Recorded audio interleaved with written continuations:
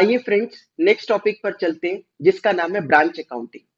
Branch accounting थोड़ा सा लेंदी जरूर है, बट इंटरेस्टिंग है, आ जाएगा इजीली आप लोगों को। देखिए ब्रांच अकाउंटिंग में होता क्या है। सबसे पहले बात करते हैं ब्रांच की। ब्रांच क्या होती है? ब्रांच का मतलब है सेम बिजनेस को करने के लिए अगर हम एक और एस्टेब्लिशमेंट खोल दें किसी दूसरी लोकेशन पर।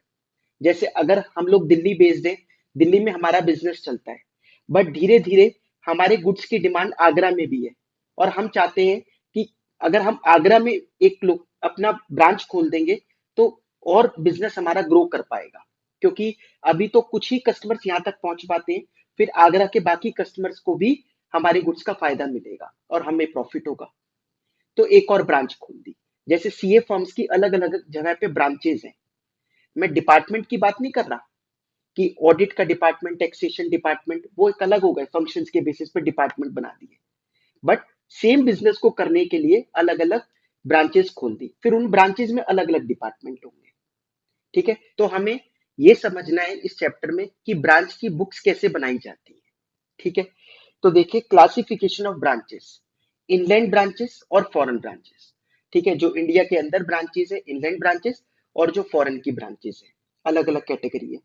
इनलैंड ब्रांचेस में फिर नेक्स्ट कैटेगरी क्या है? क्या वो ब्रांच इंडिपेंडेंट है या डिपेंडेंट है? डिपेंडेंट ब्रांच मतलब वो ज्यादा डिसीजंस खुद नहीं ले सकती, उनको कोई भी असेट परचेज करनी है, कोई भी गुड्स वगैरह जो वो सेल करेंगे कस्टमर को, वो कहाँ से मिलेगा? हेड ऑफिस से।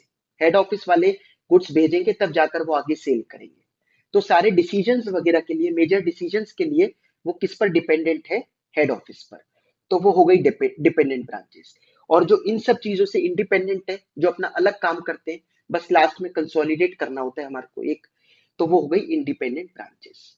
डिपेंडेंट ब्रांचेस को बनाने के मतलब इसकी अकाउंटिंग करने के चार तरीके हैं: debtors method, stock and debtors method, final accounts method, wholesale branch method. अच्छा, ये जो मेथड्स है ये किसकी बुक्स की बात कर रहे हैं? Head office. क्योंकि ब्रांच डिपेंडेंट है तो उनको ज्यादा बुक्स बुक्स बनाने की जरूरत नहीं है। दो चार चीजें जो जो हेड ऑफिस उनको डायरेक्शन देगा कि आप इसकी डिटेल मेंटेन करके रखो, बस उतना रखेंगे वो लोग। हेड हेड ऑफिस में ही ब्रांच की बुक्स भी मेंटेन हो रही होगी। किस केस में? डिपेंडेंट ब्रांचेस के केस में। तो उसके क्या क्या तरीके हैं? सबसे पहला तरीका है डेटर्स मेथड। बड़ा सिंपल सा मेथड है। डेटर्स मेथड में एक ही अकाउंट बनता है जिसका नाम है ब्रांच अकाउंट। और ये अकाउंट अपने आप में इतना बढ़िया है कि इसमें सब कुछ आ गया। ठीक है, बहुत सिलेक्टेड चीजें लिखने के बाद भी इसमें सारी चीजें कवर हो जाती है और लास्ट में प्रॉफिट या लॉस निकल कर आ जाता है। कैसे होता है आप देखिए। ब्रांच अकाउंट में डेबिट साइड में सबसे पहले हम लोगों को लिखना होता है असेट्स का opening balance, to balance BD, सारी एसेट्स का ओपनिंग बैलेंस, करंट हो नॉन करंट हो, सब जो भी ब्रांच में पड़ी है। साल के शुरू में, साल के शुरू में ब्रांच का कैश कितना है वो कैश में आ जाएगा। स्टॉक कितना है ओपनिंग स्टॉक ब्रांच का, ओपनिंग डेटर्स ब्रांच के, पेटी कैश एक्सेट्रा। बाकी और एक्सेट्रा मतलब और जो भी, जैसे फिक्स्ड एसेट्स, ये सारी चीजें डेबिट साइड पर आ गई। क्या है ये? ओपनिंग बैलेंस आ गया असेट्स का। अब इनका क्लोजिंग भी आएगा साल के एंड में। तो देखो, क्रेडिट साइड पर बिल्कुल लास्ट में बाय बैलेंस सीडी लिख दिया, कैश का क्लोजिंग बैलेंस, स्टॉक, डेटर्स, पेटी कैश वगैरह वगैरह, इन सब का क्लोजिंग बैलेंस आ जाएगा। मैंने आपको दो चीजें बता दी, ओपनिंग बैलेंस, क्लोजिंग बैलेंस। ठीक है। अच्छा, इसी में फिर मैं एक चीज साथ साथ बताता चलता हूँ। जैसे अगर हमें फर्नीचर साल के शुरू में कितने का था वो ऊपर लिख दिया बैलेंस बीडी में, फर्नीचर साल के एंड में कितना वो बैलेंस सीडी में लिख देना है। आपको डेप्रिसिएशन अब इसके बाद लिखने की जरूरत नहीं है, वो ऑटोमेटिकली रिकॉर्ड हो गया। कैसे? जैसे मैं आपको कहूं कि ब्रांच अकाउंट अगर आपने बनाया, देखिए ये हमने ब्रांच अकाउंट बनाया,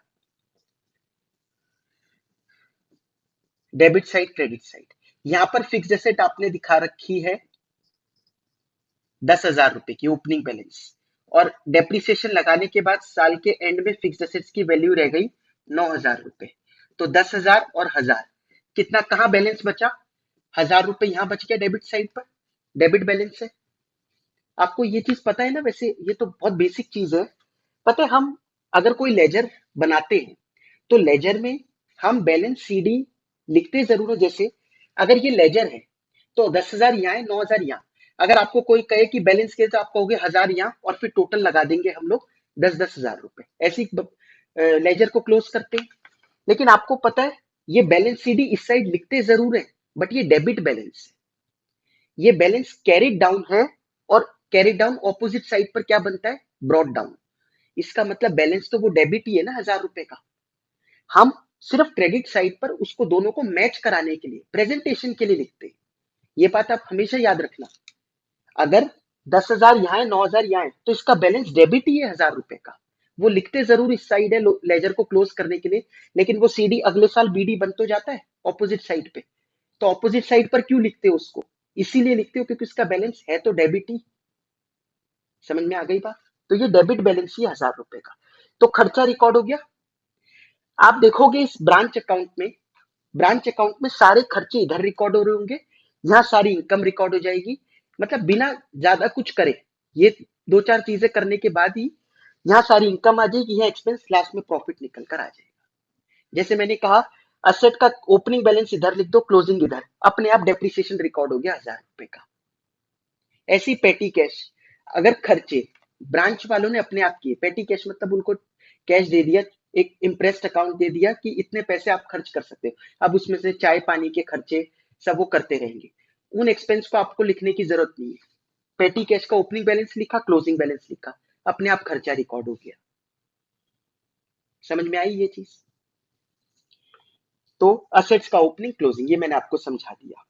उसके बाद to goods send to branch. Next क्या है, हेड ऑफिस ने जो ब्रांच में गुड्स भेजे उसके लिए क्या करेंगे, to goods send to branch. Bracket में लिखा है इनवॉइस प्राइस पर, क्योंकि अगर वो हेड ऑफिस नहीं चाहता कि हम उनको पूरा प्रॉफिट दिखाए ब्रांच वालों को, तो वो प्राइस कुछ बढ़ाकर भेजते हैं। ठीक है, कॉस्ट में कोई लोडिंग ऐड कर कर भेजा हमने ब्रांच में, cost plus loading equal to क्या हुआ, इनवॉइस प्राइस। मैं सेलिंग प्राइस की बात नहीं कर रहा, ये इनवॉइस प्राइस। इनवॉइस प्राइस मतलब वो प्राइस जो ब्रांच को पड़ रहा है, फिर ब्रांच जो बेचेगा आगे कस्टमर को उसको बोलेंगे सेलिंग प्राइस। समझ में आ गई बात। Cost plus loading equal to invoice price. तो इनवॉइस प्राइस पर गुड्स भेजे, लेकिन एक्चुअल में ये इतने के तो है नहीं।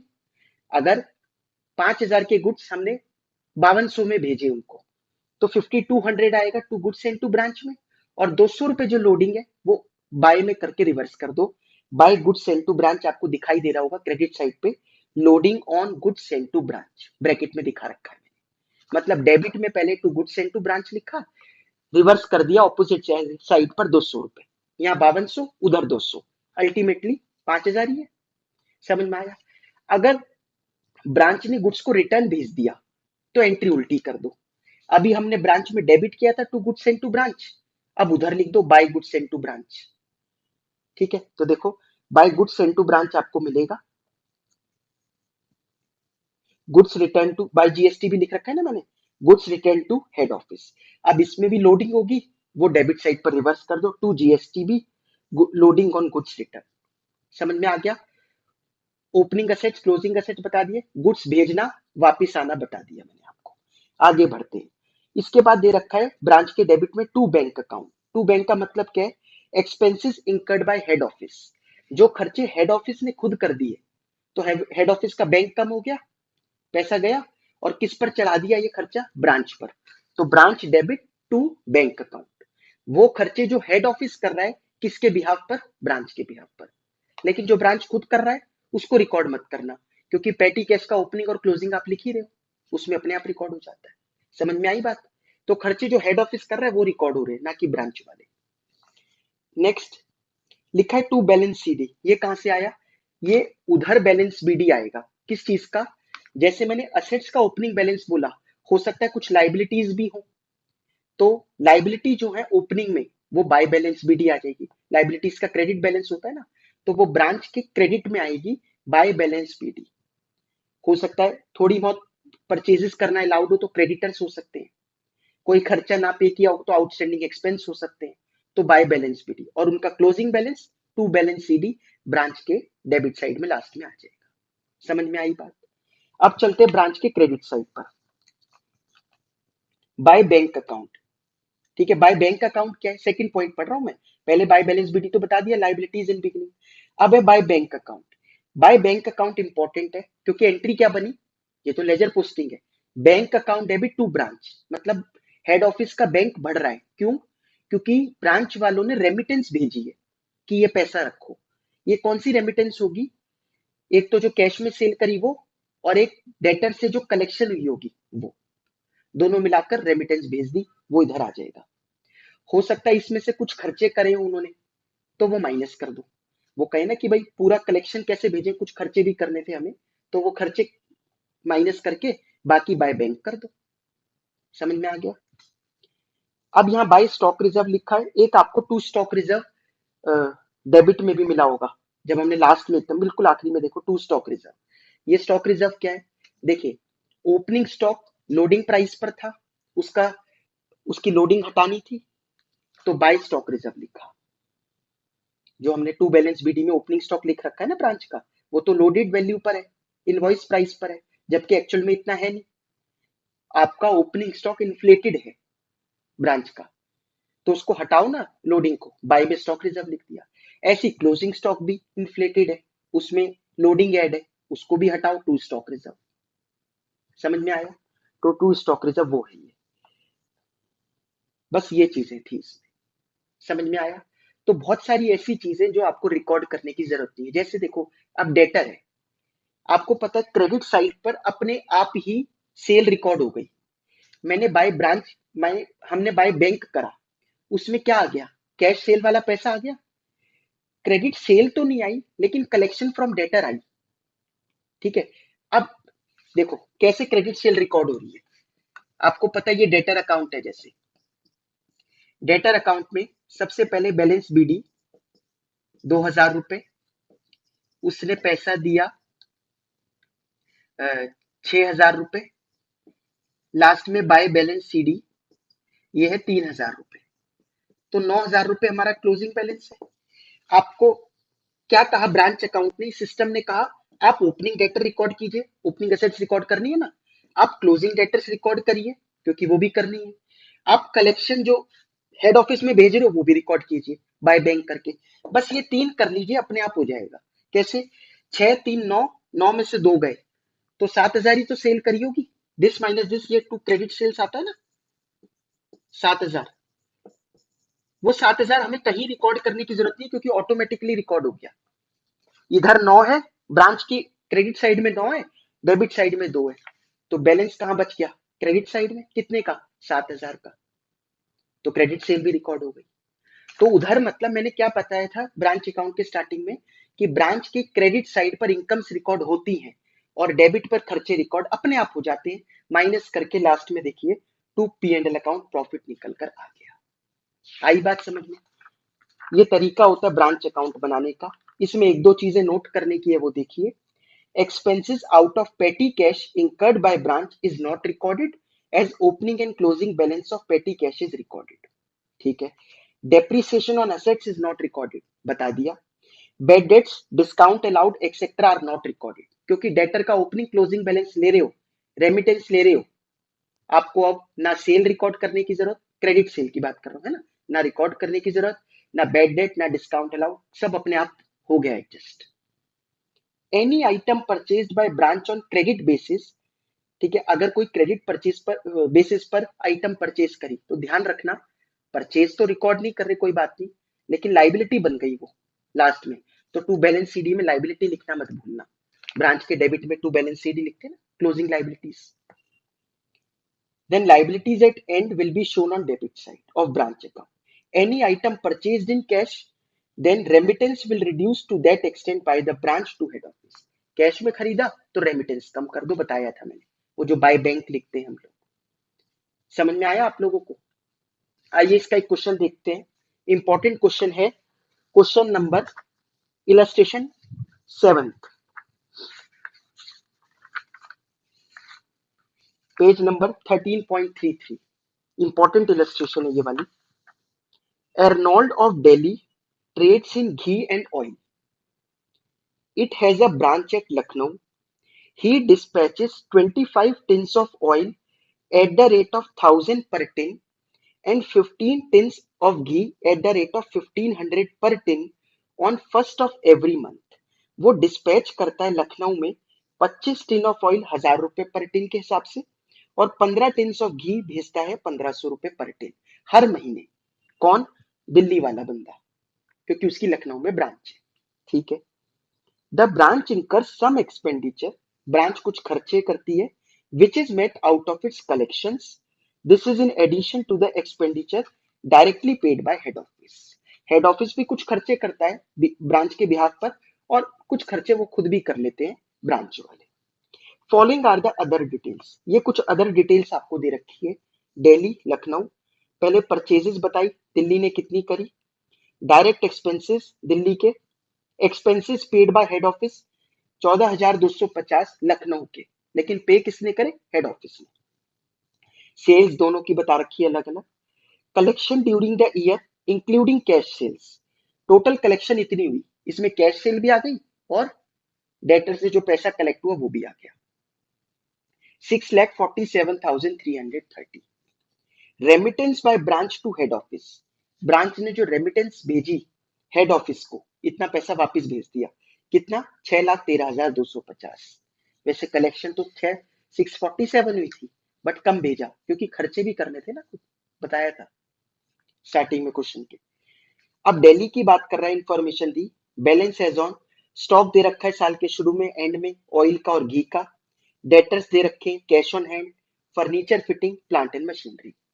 फिर लखनऊ की बात करता है, स्टॉक दे रखा है, debtor, cash on hand, furniture fitting, plant and machinery.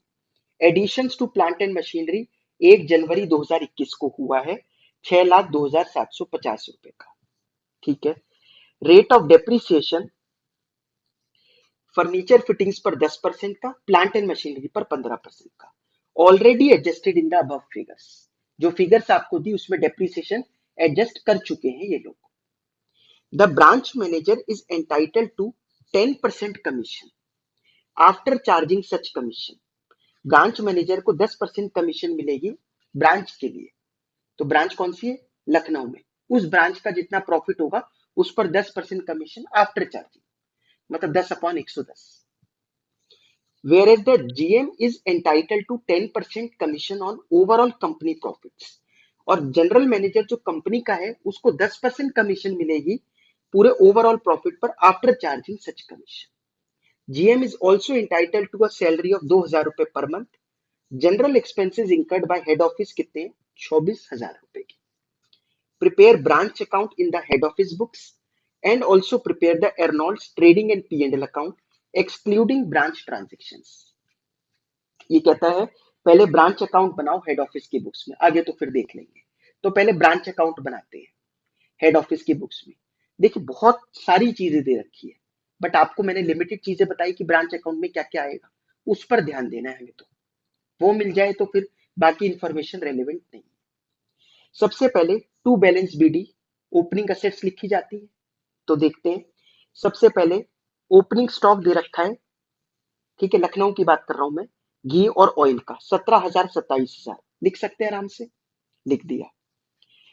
और क्या क्या असेट्स है, सारे ओपनिंग असेट्स लिखने। डेटर 75,750 अवेलेबल है आराम से, cash on hand 7,540, furniture fitting मिल गया, प्लांट एंड मशीनरी तो इनके थी ही नहीं।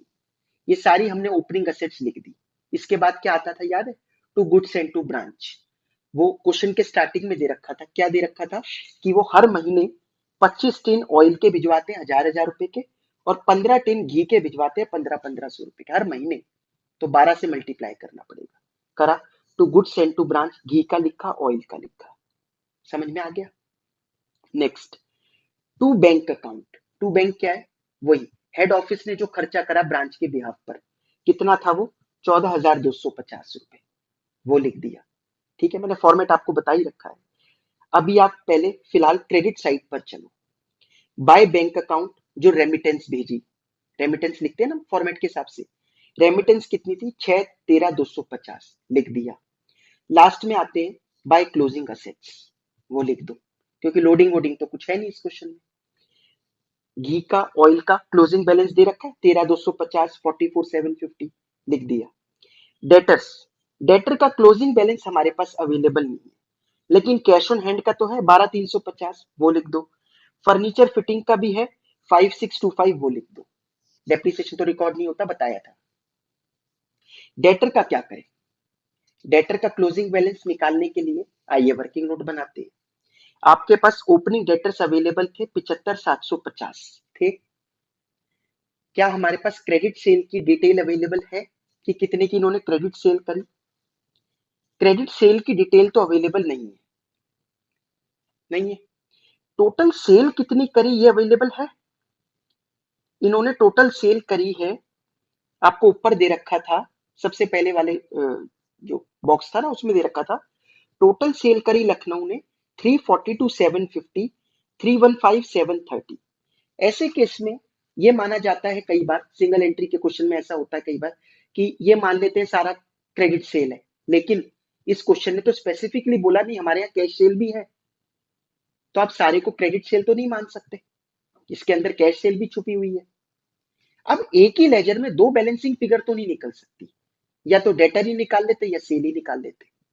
एक काम करते हैं, इन सेल्स में दोनों सेल है, कैश सेल और क्रेडिट सेल मानते हो, तो डेटर में दोनों सेल एक बार को लिख देते हैं डेबिट साइड पे। आई नो गलत है क्योंकि टू क्रेडिट सेल आएगा, बट अगर हम लिख दें तो इसमें क्या एक्स्ट्रा है, कैश सेल। अब क्रेडिट साइड पर कलेक्शन लिखी जाती है, कलेक्शन कितनी हुई है 647,330, इसमें भी तो कैश सेल इंक्लूड है, तो आपने डेबिट साइड पर भी कैश सेल लिख दी डेटर के, और क्रेडिट साइड पर भी लिख दी कैश सेल, कैंसिल हो गई। अगर मैं दोनों साइड एक ही चीज लिख दूं, जैसे आप मैथ्स में +1 -1 करते हो क्वेश्चंस को सॉल्व करने के लिए, कोई फर्क तो नहीं पड़ता ना, वो यहाँ पे भी फर्क नहीं पड़ा, लास्ट में बैलेंस शीट आ जाएगा निकल कर। आई बात समझ में? तो डेटर का बैलेंसिंग फिगर आ जाएगा जो कि आ रहा है 86,900, वो हम रिकॉर्ड कर देंगे। क्लियर हुआ आप लोगों को ये? ठीक है, आइए इसके बाद नेक्स्ट क्वेश्चन कहता है ट्रेडिंग एंड P&L अकाउंट बनाओ हेड ऑफिस का। उसमें ब्रांच की ट्रांजेक्शन्स नहीं लिखनी, ब्रांच की ट्रांजेक्शन्स को इनकॉर्पोरेट नहीं करना, तो सीधा प्रॉफिट इनकॉर्पोरेट करेंगे ना, और वही बेस्ट तरीका है।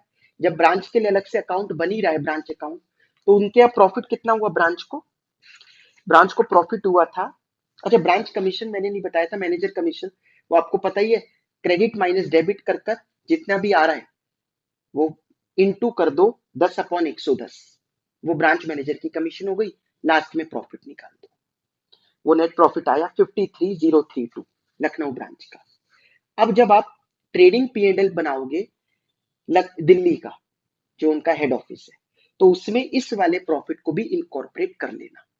ठीक है, पहले अपना तो करे ये लोग, ठीक है, दिल्ली वाले to opening stock to purchase, purchase में से goods send to branch minus कर देना, क्योंकि जो ब्रांच में भेज दिए गुड्स वो परचेज में से कम हो जाएंगे।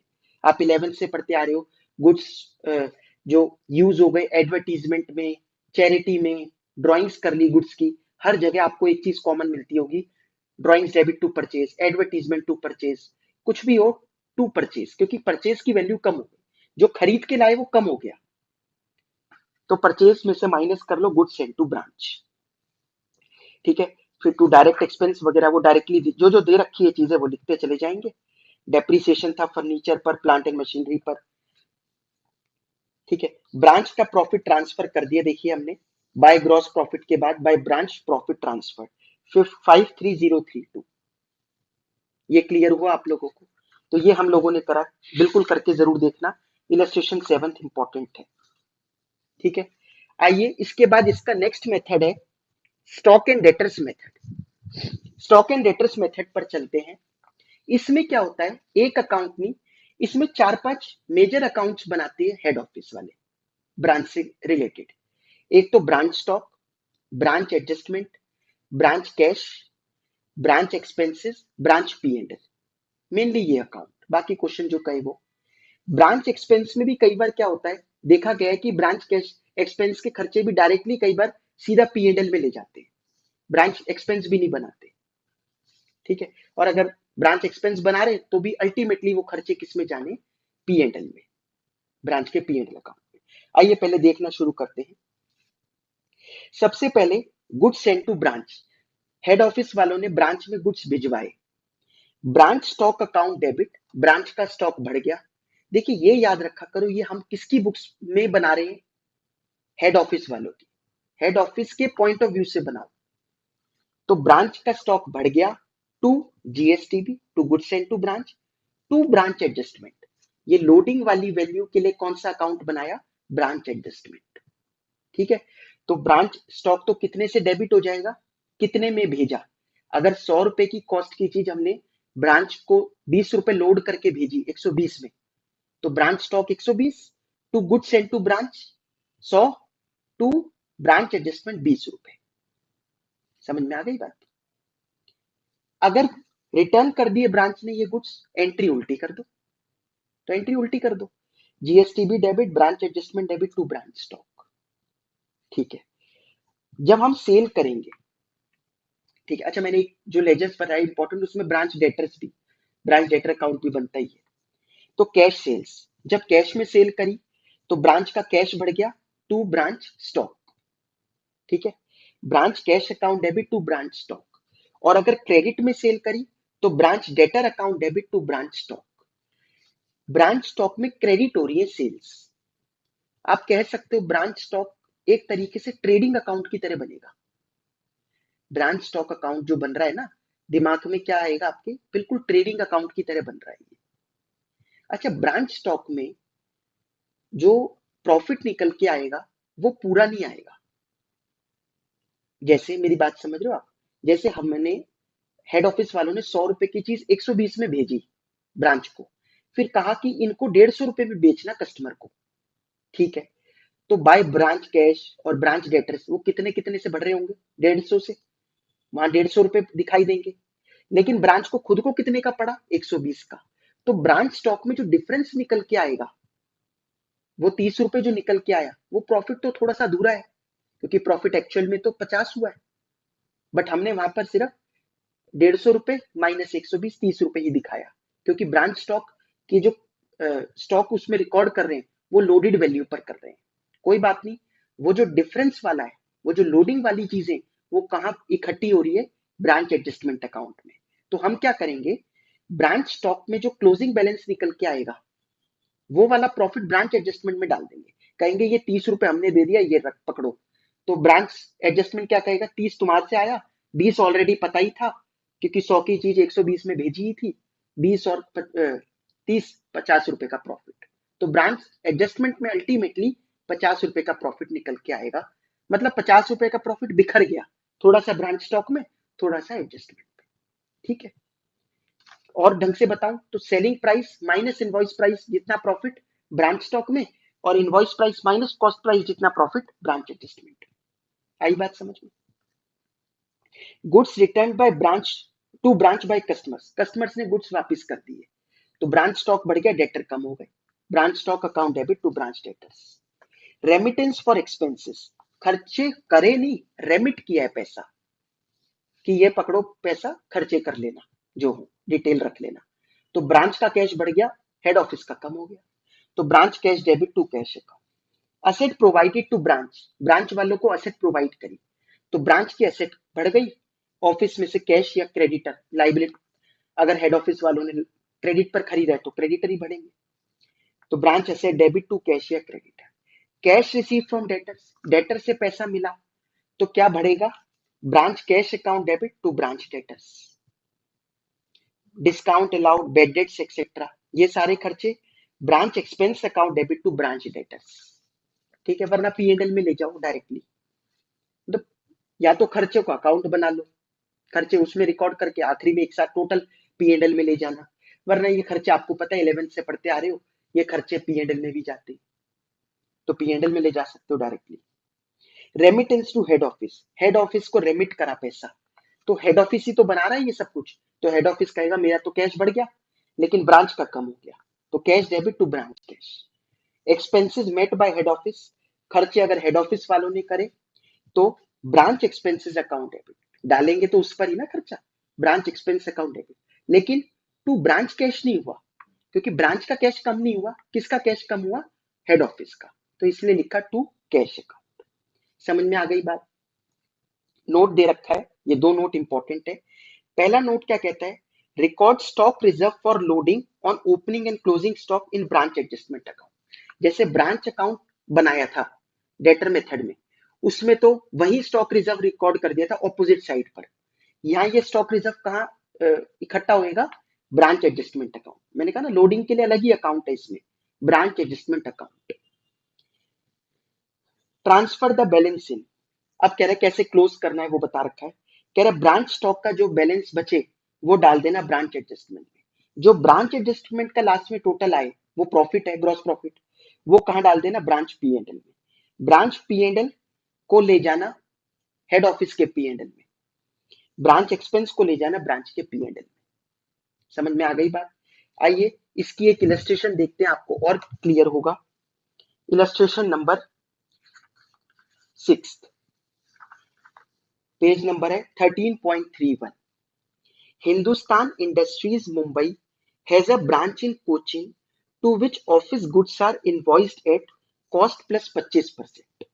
ठीक है, मुंबई में एक कंपनी है जिसकी ब्रांच है कोची में, ठीक है, जहां पर गुड्स भेजे जाते हैं कॉस्ट प्लस 25%। तो कॉस्ट अगर 100 होती है तो लोडिंग होती है 25, इनवॉइस प्राइस आता है 125। ठीक है, the branch sells both for cash and on credit, branch cash में भी बेचता है क्रेडिट में भी, दोनों अलाउड है। Branch expenses are paid direct from head office and the branch has to remit all cash received into head office bank account। Branch के खर्चे हेड ऑफिस वाले करते हैं, उनको खुद खर्चे नहीं करने, और ब्रांच को सारा कैश जमा कर देना है हेड ऑफिस के बैंक में। From the following details relating to the calendar year 2021, prepare the accounts in the head office ledger and ascertain the branch profit। Branch does not maintain any books of account but sends weekly return to the head office। Branch कोई books maintain नहीं करता but ये returns भिजवा देता है कि ये detail है। आइए शुरू करते हैं। तो अच्छा, क्वेश्चन के लास्ट में एक बार पढ़ लेते क्या लिखा है। Prepare branch accounts in the books of head office by stock and debtors method. हमें स्टॉक एंड डेटर्स मेथड को फॉलो करते हुए इस क्वेश्चन को करना है। सबसे पहले देखिए, goods receive from head office at invoice price 6 lakh रुपए। एक एक करके बताते चलते कौन सा कहां पोस्ट होगा, है ना। Goods receive from head office, तो ये गुड्स सेंड टू ब्रांच है। ब्रांच स्टॉक में टू जीएसटीबी करके आ जाएगा कितना? 6 लाख रुपए। ये खुद लोडेड वैल्यू पर ही है, इनवॉइस प्राइस पर ही है। अब इसमें लोडिंग की वैल्यू कहां लेके जाएंगे? ब्रांच एडजस्टमेंट में बाय जीएसटीबी। समझ में आया भाई? पहले आपने गलती कर दी कि आपने स्टॉक में डेबिट कर दिया 6 लाख रुपए। 6 लाख रुपए का स्टॉक ही नहीं है, तो ठीक है, जितनी लोडिंग वाली वैल्यू है वो आप ब्रांच एडजस्टमेंट में बाय में कर दो, बाय जीएसटीबी। 6 लाख में कितनी लोडिंग है? ये इनवॉइस प्राइस पर है, मतलब ये अपने आप में 125 है, तो 25 लोडिंग होगी इंटू 25 बाय 125, और सिंपल तो 1/5 सीधा इंटू 1/5। ठीक है, समझ में आया? वो कहां करेंगे? ब्रांच एडजस्टमेंट में जाके। Returns to head office at invoice price, 12,000 का सामान वापस कर दिया, उल्टी एंट्री। ब्रांच स्टॉक में बाय में लिख दो बाय जीएसटीबी 12,000, ब्रांच एडजस्टमेंट में टू जीएसटीबी 12,000 इंटू 1/5। समझ में आया? Stock at Cochin as on 1 जनवरी 2021, ये ओपनिंग स्टॉक है 60,000 का। तो ब्रांच स्टॉक में टू बैलेंस बीडी लिख दो 60,000, इसके ऊपर लोडिंग निकाल दो, ब्रांच एडजस्टमेंट में बाय स्टॉक रिजर्व करो, 12 कितना है? 60,000 पर 1/5 12,000 रुपए। ठीक है, ये स्टॉक रिजर्व आ जाएगा। नेक्स्ट देखिए, सेल्स दे रखी है कैश में और क्रेडिट में 2 लाख और 3,60,000 की। क्या करेंगे? ब्रांच स्टॉक में लिखते हैं bye branch cash by branch debtors, bye branch cash by branch debtors. और जब ब्रांच कैश और ब्रांच डेटर बनाओगे तो बना ही लो हाथ की हाथ, ठीक है, जगह छोड़ते हुए। तो ब्रांच कैश में 2 में आ जाएगा ये, लेकिन ओपनिंग बैलेंस की जगह छोड़ देना ब्रांच कैश में और ब्रांच डेटर में, हो सकता है आगे वो मिले आपको ओपनिंग बैलेंसेस उसके, तो ये उनके 2 में आ जाएगा, to branch stock to branch stock. Sundry debtors on 1 जनवरी 2021 आई गया। डेटर्स का ओपनिंग बैलेंस दे रखा है 72,000, ब्रांच डेटर खोलो उसमें टू बैलेंस बीडी लिख दो 72,000। कैश रिसीव फ्रॉम डेटर्स 3,20,000 रुपए। डेटर से कैश रिसीव हुआ तो ब्रांच डेटर कम हुए, ब्रांच का कैश बढ़ा, branch cash account debit to branch debtor, branch debtor में जाके बाय ब्रांच कैश लिख दो, ब्रांच कैश में टू ब्रांच डेटर लिख दो, सीधी लेजर पोस्टिंग है। Discount allowed to debtors, debtor कम हो जाएंगे बाय डिस्काउंट अलाउड। अब ये खर्चा है, ये खर्चा आपकी मर्जी, आप या तो P&L में ले जाओ टू डिस्काउंट अलाउड, वरना ब्रांच एक्सपेंस के लेजर में भी इकट्ठा कर सकते हो, ठीक है, कहीं पे भी ले जाओ। अल्टीमेटली खर्चा है, P&L में पहुंचना चाहिए किसी तरीके से, पहले एक्सपेंस में इकट्ठा करके ले जाना, अदरवाइज वैसे ले जाना। Bad debts in the year, bed date हुए 4,000 के, अगेन डेटर कम हो गए तो बाय बेड डेट्स, ये भी खर्चा P&L में पहुंचेगा, ठीक है। फिर है sales return at Cochin branch, उसने सेल्स रिटर्न कर दी। अब डेटर ने सेल रिटर्न कर दी तो डेटर कम हो गए लेकिन स्टॉक बढ़ गया ऑफिस का, तो branch stock account debit to branch debtors, तो ब्रांच स्टॉक में डेबिट में आ जाएगा to branch debtor, branch debtor में क्रेडिट में आ जाएगा बाय ब्रांच स्टॉक, कितने रुपए से, 8,000 से। Rent rates taxes at branch, ये P&L को एक्सपेंस है, तो ब्रांच एक्सपेंस खोल लो टू बैंक अकाउंट, ये खर्चा करा 18,000 का। Salary wages bonus at branch 60,000 to bank account, फिर से ये टू बैंक क्यों कर रहे हैं, हेड ऑफिस ने किया ये खर्चा, ये कहाँ लिखा है, क्वेश्चन के स्टार्टिंग में ही लिखा था, सारे खर्चे हेड ऑफिस वाले करते हैं, क्वेश्चन के शुरुआत में ये बात लिखती थी। ऑफिस एक्सपेंसेस 6,000 रुपए टू बैंक अकाउंट, ये सब इकट्ठे हो गए ब्रांच एक्सपेंस में, बाय ब्रांच P&L कर दो, क्लोज कर दो ब्रांच एक्सपेंस को, कहां ले जाओ, P&L में ले जाओ इसको। Branch stock at branch at 31 December 2021 at invoice price 1,20,000 रुपए, तो चलिए ब्रांच स्टॉक में बाय बैलेंस CD लिख दीजिए, कितना, 1,20,000, इसमें लोडिंग है तो ब्रांच एडजस्टमेंट में 2 में लिख दीजिए, 2 स्टॉक रिजर्व, 1,20 इंटू 1/5, समझ में आया। ब्रांच स्टॉक को क्लोज करके जितना डिफरेंस आ रहा है डेबिट साइड पे, अगर आ रहा है तो ठीक है, और क्रेडिट पे आ रहा है तो क्रेडिट पे लिखेंगे, कहां ले जाएंगे, ब्रांच एडजस्टमेंट में, ब्रांच एडजस्टमेंट को क्लोज करेंगे, ये जो प्रॉफिट आ रहा होगा कहां ले जाएंगे, ब्रांच P&L में, ठीक है। इस तरीके से ये लेजर्स क्लोज हो जाएंगे। GSTB में जो डिफरेंस आता है ना, वो टू परचेजेस होता है, क्योंकि भाई इतने के गुड्स भिजवाए, कहां से भिजवाए, जो सामान खरीदा होगा उसमें से भिजवाए, तो वो जो balancing figure goods send to branch के लेजर में निकल के आती है, वो टू परचेजेस होती है, ठीक है, क्योंकि परचेज की वैल्यू कम हो गई, पिछले क्वेश्चन में ही बताया मैंने आपको, समझ में आया ये आपको, ये भी इंपॉर्टेंट इलस्ट्रेशन थी, इलस्ट्रेशन नंबर 6। तीसरा मेथड होता है इसका final account method. Final account method तो बड़ा सिंपल है, जैसे फाइनल अकाउंट्स बनते हैं वैसे ही बना दो बस। ब्रांच के हेड ऑफिस वाले क्या कर रहे हैं, ये सब आपको पता ना, डिपेंडेंट ब्रांच की बात चल रही है, जो ब्रांच अपनी बुक्स नहीं बनाती, तो ठीक है, सीधा इतना मत करो, सीधा ट्रेडिंग P&L बैलेंस शीट ही बनाओ, बट लोडिंग हटा देना नॉर्मल वाले पे, कॉस्ट प्राइस पर वो बना दो, तो सीधा मेथड है, ना स्टॉक, ये ना डेटर्स मेथड, ना स्टॉक एंड डेटर्स मेथड, सीधा फाइनल अकाउंट बनाने वाला मेथड। समझ में आया इतना आप लोगों को। चौथा होता है होलसेल ब्रांच। अब होलसेल ब्रांच का कंसेप्ट थोड़ा सा अलग है। होलसेल ब्रांच में क्या कहा जाता है, होलसेल ब्रांच होती है कि जो हमने ब्रांच में होलसेल प्राइस पर गुड्स को भेजा हेड ऑफिस वालों ने, ठीक है, और आगे वो जो है वो रिटेल प्राइस पर कस्टमर्स को बेचता है, ठीक है, ये हमारी होलसेल ब्रांच है, हम इतना सामान जितना भी खरीदते हैं उसमें एक बल्क में अपने ब्रांच में ट्रांसफर कर देते हैं, तो अगर हमने 100 का खरीदा तो हम 130 रुपए में ब्रांच को दे रहे हैं, और उनको बोला कि इसको रिटेल प्राइस में कस्टमर को दे देना 170 रुपए में, समझ में आया।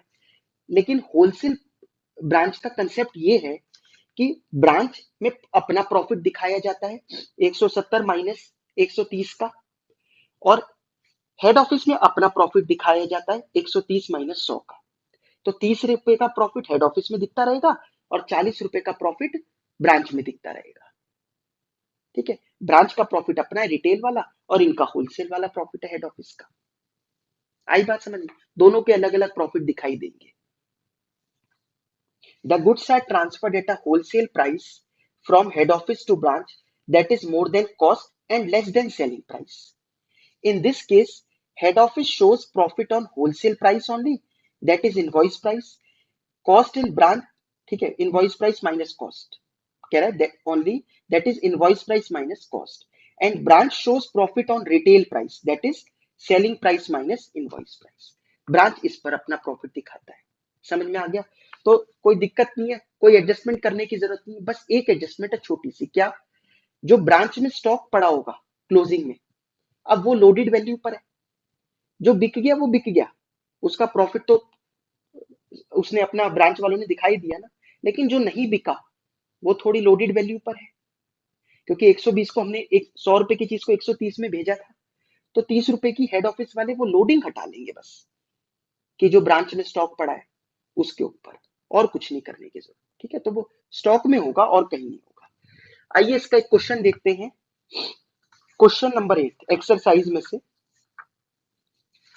स्टडी मटेरियल की एक्सरसाइज में क्वेश्चन नंबर 8 देखिए आप लोग। ये है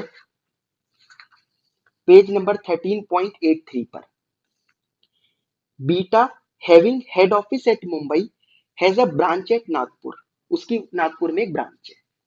the head office does the head office does wholesale trade at only at cost plus 80%। Cost में 80 रुपए ऐड कर कर भेजता है। ठीक है, और होलसेल ट्रेड ही करता है, मतलब इसी में ही बेचेगा वो। The goods are sent to branch at the wholesale price cost plus 80%। Branch को भी कॉस्ट प्लस 80%, सबको कॉस्ट प्लस 80% पर हेड ऑफिस वाले भेजते हैं। The branch at Nagpur is wholly engage in retail trade and the goods are sold at cost to head office plus 100%। वो कितने में आगे अपने कस्टमर्स को बेचते हैं? कॉस्ट प्लस 100% पर। कॉस्ट कौन सी? वही हेड ऑफिस वाली कॉस्ट, है ना। वैसे भी ब्रांच वाले को तो हम कॉस्ट वर्ड नहीं बोलते, हम इनवॉइस प्राइस वर्ड बोलते हैं। तो कॉस्ट प्लस 100%, तो कॉस्ट प्लस 80 का तो ब्रांच को ही भेजा जा रहा है। ब्रांच वाले आगे कॉस्ट प्लस 100 का भेजे, तो कितने का? 20 रुपए का प्रॉफिट है ब्रांच का। Following details are furnished for the year ended 31 March 2021। Head office और ब्रांच। ओपनिंग स्टॉक दे रखा है, purchases, goods sent to branch, sales, office expense, selling expense, staff salary. You are required to prepare trading and P&L account of the head office and the branch for the year ended 31st March 2021। तो हमें इसको, ठीक है, question को जब करना है, आपको एक चीज मैंने बताई दी है कि जो इनवॉइस प्राइस माइनस कॉस्ट है उसका प्रॉफिट कहाँ शो होता रहेगा? हेड ऑफिस में। और selling price minus invoice price का अपनी ब्रांच। ठीक है, ये होलसेल प्राइस वाला जो मेथड है। तो आइए इसका ट्रेडिंग एंड P&L अकाउंट जब बनाना शुरू करेंगे, तो सबसे पहले टू ओपनिंग स्टॉक लिखा, हेड ऑफिस का दे रखा था। टू परचेजेस, क्योंकि ब्रांच तो खुद खरीदता नहीं कुछ, सारा हेड ऑफिस वाले ही भेजेंगे, 25,50,50,000 रुपए। फिर टू जीएसटीबी, कितने में भेजा? 9,54,000। तो 9,54,000 लिख लिया, किसने? ब्रांच वालों ने। और हेड ऑफिस के लिए ये सेल है, ठीक है, तो वो सेल है, तो बाय जीएसटीबी दिखाया 9,54,000। समझ में आया आप लोगों को ये? नेक्स्ट देखिए, इसमें एक फर्क देखा ना आप लोगों ने, इन्होंने इसको अपनी सेल ही माना। By goods sent to branch 9,54,000। इसका अगर आप नॉर्मल वाले मेथड से चलते तो ये परचेजेस में से कम करते जीएसटीबी को हम, ठीक है, फिर लोडिंग वगैरह निकाली जाती है एक एक चीज पर। यहाँ कुछ नहीं करना, तुम अपना प्रॉफिट दिखाओ, मैं अपना प्रॉफिट दिखाऊंगा। हाँ, बस क्लोजिंग स्टॉक कुछ बच जाएगा, अगर मतलब ओपनिंग एंड क्लोजिंग स्टॉक में ही एडजस्टमेंट करनी है ब्रांच वाले, और किसी में कोई एडजस्टमेंट नहीं करनी। ठीक है, तो देखो बिल्कुल सेल की तरह दिखा रहा है head office. By good sent to branch 9,54,000। Sales, sales देखिए, ऑफिस एक्सपेंसेस, अब ऑफिस एक्सपेंस को P&L में लिखा जाता है, ट्रेडिंग की तो है नहीं ये। सेलिंग एक्सपेंसेस और स्टाफ सैलरी, ये तीनों P&L की आइटम है। लेकिन बहुत इंपॉर्टेंट चीज क्या है? क्लोजिंग स्टॉक कैसे निकाले दोनों का, गिवन तो है नहीं क्वेश्चन में। ये थोड़ा दिमाग लगाने वाली बात है। देखिए, हेड ऑफिस की बात करें तो हेड ऑफिस का ओपनिंग स्टॉक है 2,25,000 रुपए का, कॉस्ट पर है तो कॉस्ट पे ही होगा। 25,50,000 रुपए है, फिर कॉस्ट पर है परचेजेस। इन्होंने जो सेल करी और ब्रांच में भेजे, ये कितने में करते हैं? क्या रूल है? कॉस्ट में 80% ऐड करके, तो ये अपने आप में 180 वैल्यू होगी। सॉरी, इसकी अगर 100 वाली पता चल जाए तो ये पता चल जाएगा कॉस्ट ऑफ गुड्स सोल्ड कितनी है। कॉस्ट ऑफ गुड्स सोल्ड सिर्फ फॉर्मूला मत समझा करो, नाम क्या है? Cost of goods sold. जो गुड्स बेचे उनकी कॉस्ट क्या है, ये पता चल जाएगी। तो इससे क्या होगा? कितना सामान बच गया, वो क्लोजिंग स्टॉक हेड ऑफिस का निकल कर आ जाएगा। भाई ओपनिंग स्टॉक उनके पास 225 का था, 25-50 और खरीद लिया, तो 27,75,000 का सामान था, कितने का बेच दिया, वो मैंने कहा कैसे निकालना बता ही दिया, निकल कर आ जाएगा क्लोजिंग स्टॉक कितना है। समझ में आया? तो अपॉन 180 इंटू 100 कर देंगे, किसके? 2781 प्लस 9,54,000 इसके, क्योंकि इतने का सामान गया यहां से। इसका क्लोजिंग स्टॉक तो निकाल दिया। अब बात करते हैं ब्रांच की। ब्रांच अपनी बुक्स में हर चीज को किस वैल्यू पर दिखा रहा है? ये दिखा रहा है लोडेड वाली वैल्यू पर, 180 पर। सीधी बात ये है। तो ठीक है, goods receive from head office 9,54,000 था। सेल, ध्यान करो, ब्रांच 9,50,000 रुपए जो बेचा, ये कितने पे बेचना अलाउड था इसको? 100 प्लस 100 पर। तो 9,50,000 अपने आप में 200 है। अगर 180 पता चल जाए, समझ में आ रहा है? ये अपने आप में क्या है? 200 है। अगर हमें 180 पता चल जाए तो ब्रांच के लिए क्या कॉस्ट है वो पता चल जाएगा, वो माइनस कर देंगे, तो ब्रांच का क्लोजिंग स्टॉक भी निकल कर आ जाएगा। समझ में आ गई बात? ब्रांच का क्लोजिंग स्टॉक आ गया। नेक्स्ट, अब लास्ट में देखिए, जो क्लोजिंग स्टॉक लिखा 99,000 का ब्रांच ने, ये लोडेड वैल्यू पर है ना, ये 180 पर अभी तो करा। अगर ये 180 पर है, जबकि इफेक्टिवली पता है 100 ही है इसकी वैल्यू, तो लोडिंग हटाएंगे कौन? हेड ऑफिस वाले, तो वो हटा दो बस। 99,000 अपने आप में 180 है, तो 100 कितना, वो 80 कितना होगा, क्योंकि लोडिंग हटानी है, तो सीधा 80 इंटू 180 कर दो, to branch stock reserve head office में 44,000 का बन जाएगा। लास्ट में प्रॉफिट आ जाएगा, नेट प्रॉफिट दोनों का अलग अलग। समझ में आई बात? ये तरीका होता है होलसेल एंड रिटेल वाला। चलिए आगे बढ़ते, अब बात करते हैं इंडिपेंडेंट ब्रांचेस की। इंडिपेंडेंट ब्रांचेस क्या होती हैं? इंडिपेंडेंट मतलब वो डिसीजंस लेने में स्वतंत्र है, अपने डिसीजंस लेती हैं, कहां से गुड्स को खरीदना है, असेट वगैरह क्या परचेज करनी है, तो बहुत हद तक वो इंडिपेंडेंट रहती है। इंडिपेंडेंट मतलब बिल्कुल कट जाना नहीं है, फिर तो दूसरा ही बिजनेस हो गया। है तो ब्रांच अभी भी उसी हेड ऑफिस की, बट इंडिपेंडेंट है, बहुत सारी पावर्स उसको दे दी गई है। ठीक है, तो बहुत चीजें वो खुद भी खरीद रहे होंगे, थोड़ी बहुत हेड ऑफिस भी भेज रहा होगा। कैसे एंट्रियां करेंगे, आइए देखते हैं।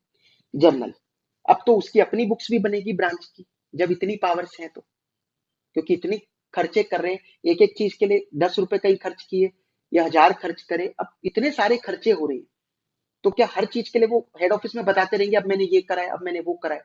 इससे बेटर है जब इतना ही सब कुछ कर रहा है ब्रांच, उससे पहले वाले मेथड्स में तो ब्रांच कुछ ज्यादा करता नहीं था, तो हेड ऑफिस बुक्स मेंटेन कर सकता था। अब इसमें इंडिपेंडेंट ब्रांच है, ब्रांच को भी अपनी बुक्स मेंटेन करनी पड़ेगी। तो जर्नल देखिए, हेड ऑफिस की बुक्स, ब्रांच की बुक्स।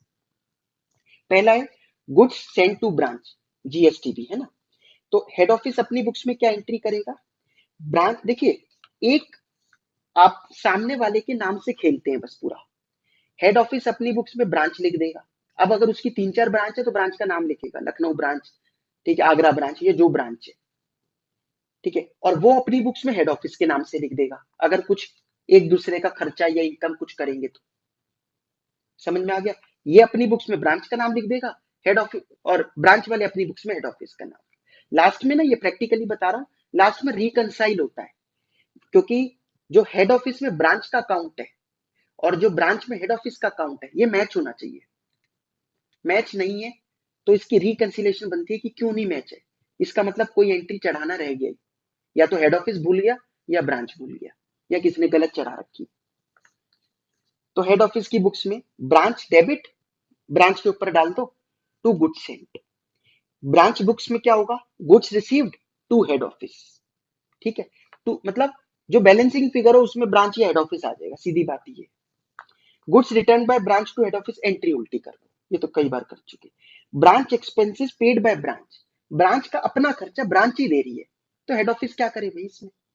ठीक है, तो ब्रांच वालों ने लिखा है expense account debit to cash account, normal entry जो पढ़ते आ रहे हैं हम लोग, वो ब्रांच वाले अपनी बुक्स में कर देंगे।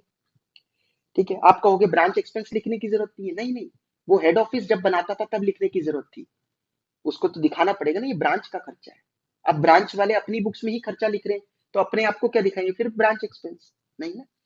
Branch expenses paid by head office, हाँ, अब हेड ऑफिस ने पे करे, तो टू कैश किसके यहाँ हो गया? हेड ऑफिस के यहाँ। बट खर्चा तो किसका है ये? ब्रांच का। तो खर्चा तो चढ़ेगा ब्रांच की बुक्स में, लेकिन टू कैश कहाँ होगा? हेड ऑफिस में। तो ब्रांच डेबिट टू कैश और वो करेगा expense debit to head office. ठीक है, मतलब एक्सपेंस टू कैश की एंट्री टूट गई, एक ने एक्सपेंस डेबिट किया, एक ने कैश क्रेडिट किया। सेल्स बाय ब्रांच, ब्रांच ने सेल करी नॉर्मल, कैश या डेटर डेबिट टू सेल्स।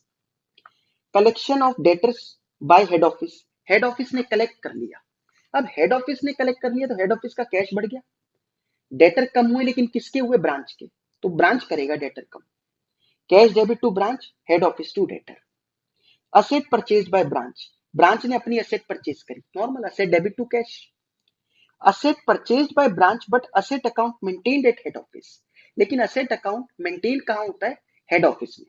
कई चीजें ये रहता है नहीं, कंट्रोल पर्पस के लिए वहां पर रखो। तो ब्रांच असेट, अब यहां पर देखो इसने मेंशन करा कि ये ब्रांच की असेट है। Branch asset account debit to branch, वो क्या करेगा ब्रांच वाले? Head office account debit to cash account. समझ में आ गया? नेक्स्ट एंट्री देखिए, depreciation on above asset. Depreciation किसका खर्चा है? ब्रांच का। तो डेप्रिसिएशन लिखेगा तो वो, लेकिन एसेट अकाउंट कहाँ मेंटेन हो रहा है? हेड ऑफिस में। तो उनको टू उनको करना पड़ेगा, मतलब असेट को क्रेडिट किनको करना पड़ेगा? हेड ऑफिस वाले को। तो branch to branch asset, depreciation to head office. Remittance of funds by head office, head office ने फंड्स भेजे तो हेड ऑफिस में से कैश कम हो गया, ब्रांच के ऊपर चढ़ा दो, branch debit to cash. Branch वाले क्या करेंगे? उनके पास कैश आ गया, cash debit to head office. समझ में आई बात? ठीक है, इस तरीके का क्वेश्चन जो दे रखा है वो आप करके देख लेना, सिंपल सी चीजें हैं, ये एंट्री मैंने आपको बता दी। एक क्वेश्चन और आता है इंटर ब्रांच ट्रांजेक्शन्स का। अब इंटर ब्रांच ट्रांजेक्शन्स क्या होती है? देखिए, इंटर ब्रांच ट्रांजेक्शन मतलब एक ब्रांच दूसरी ब्रांच को कोई गुड्स भेज रहा है, पैसे भेज रहा है, ये सब हेड ऑफिस की इंस्ट्रक्शन पर करा जाता है। तो ये लोग आपस में एक दूसरे का नाम ना लिखकर, अब किसी की 20 ब्रांच है तो 20-20 ब्रांच का एक एक ब्रांच में अकाउंट चले तो रिकंसिलिएशन में दिक्कत आती है। ये लोग एक कॉमन नाम लिखते हैं, हेड ऑफिस, ब्रांच वाले। ये हेड ऑफिस का काम है, वो मेंटेन करता रहता है, वो अपने सीए की टीम को लगाए और ये सब काम जो भी ऐसे वाले काम है वो करे, मतलब फाइनेंस की टीम होगी उसकी, वो ये सब चीजें देखेगी। ठीक है, तो इंटर ब्रांच ट्रांजेक्शन में क्या है? The inter branch transaction are adjusted through head office. For example, Kolkata branch incurred an expense of ₹1000 on account of Delhi branch। Calcutta branch वालों ने खर्चा करा 1000 रुपए का दिल्ली ब्रांच के, ठीक है, बिहाफ पर। तो कोलकाता ब्रांच ने देखो क्या लिखा, head office debit to cash, उन्होंने हेड ऑफिस को चढ़ा दिया ये खर्चा। दिल्ली बुक्स ने क्या लिखा? खर्चा तो रिकॉर्ड करा, एक्सपेंस डेबिट टू किसको क्रेडिट करा? हेड ऑफिस को। अब हेड ऑफिस की बुक्स इंपॉर्टेंट है, दिल्ली डेबिट टू कोलकाता। तो कोलकाता डेबिट टू दिल्ली क्यों नहीं हुआ? अकाउंटिंग प्रिंसिपल्स आ गए, ठीक है, रूल्स ऑफ डेबिट क्रेडिट। भाई दिल्ली डेबिट क्यों करा? दिल्ली से पैसा लेना है, कोलकाता वालों को देना है, तो दिल्ली डेटर की तरह हो गई, इसलिए debit to Kolkata branch creditor की तरह हो गई। समझाने के लिए बोल रहा हूं, समझ में आया? नेक्स्ट है incorporation of branch books in the head office. Branch की बुक्स को अगर हेड ऑफिस में हमें इनकॉर्पोरेट करना हो तो किस तरीके से किया जाता है? Before preparing final accounts, the books of head office and branch must be reconciled. Therefore, entries for items in transit must be recorded at the receiver end if question does not specifically ask to record in any of the books। ठीक है, अगर question specifically कुछ नहीं कहता तो आपको receiver and, जिसको मिलने वाला है, उसकी बुक्स में एंट्री रिकॉर्ड करो। क्या मतलब? समझे नहीं होंगे। एग्जाम्पल 1 और एग्जाम्पल 2 से मैंने समझा रखा है, ये देख लेते हैं। देखिए, इसका भी एक क्वेश्चन है, वो क्वेश्चन में से ही लिया है मैंने, ये भी ऊपर एंट्रीज भी बताई और ये इंटर ब्रांच ट्रांजेक्शन। तो एक तरीके से ये आपकी इलस्ट्रेशन ही कवर हो रही है, आप ये मत सोचना इलस्ट्रेशन और कर, ये इलस्ट्रेशन ही कवर हो रही है आपकी।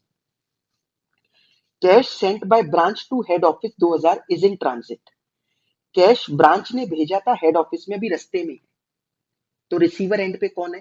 हेड ऑफिस, वो एंट्री पास कर लेगा, क्योंकि हम ये मान के चलेंगे जिसने भेजा है उसने तो एंट्री कर ही ली होगी, दूसरा करना रह गया होगा, तो वो कर लेगा एंट्री।